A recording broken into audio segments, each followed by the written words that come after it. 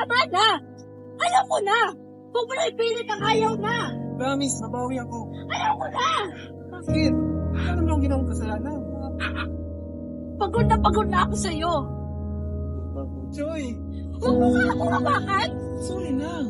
Ayaw ko na! Huwag mo na ipilit ang...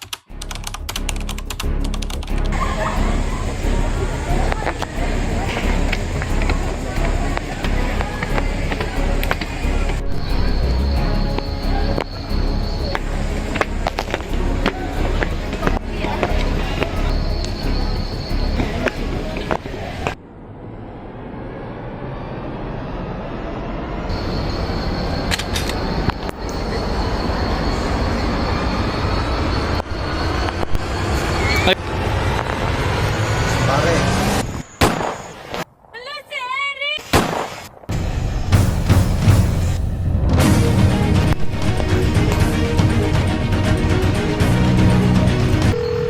Bonita.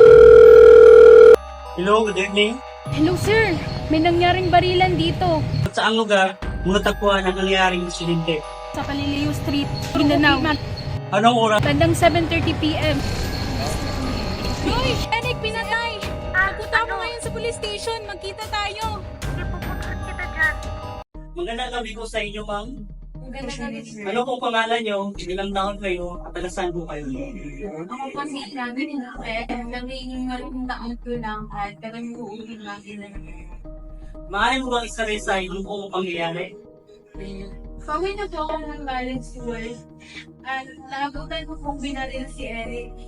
Matang 7:30 p.m. yung gabi sa Purok 11, Panililosville, Nuruupil, Maguindanao.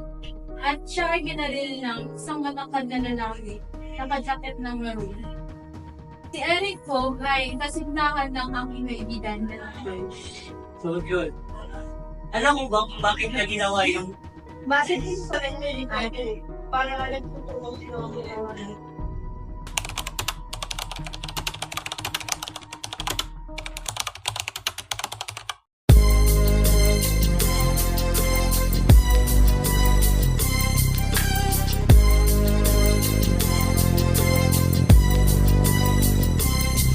As I walk through the valley of the shadow of death, I take a look at my life and realize there's nothing left. Cause I've been blasting and laughing so long.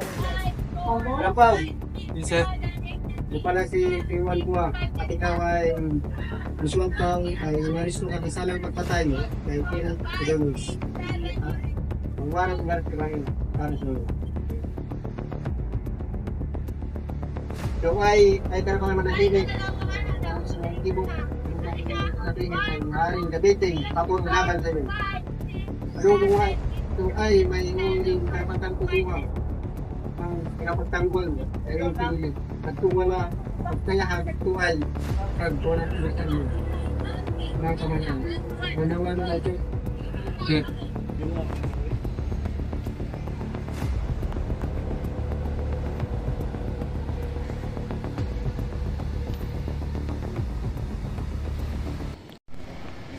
pasok mo na yan?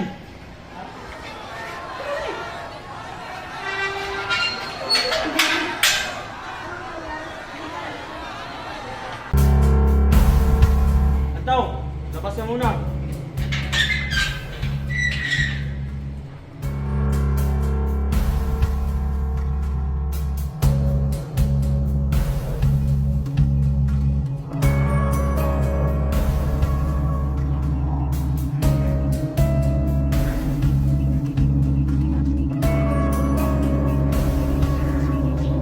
Umaga po, attorney.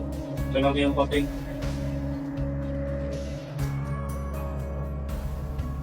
Okay, based sa nakita ko dito, meron akong nakita ng probable cause na pwede natin iakyat sa korte yung kaso niya.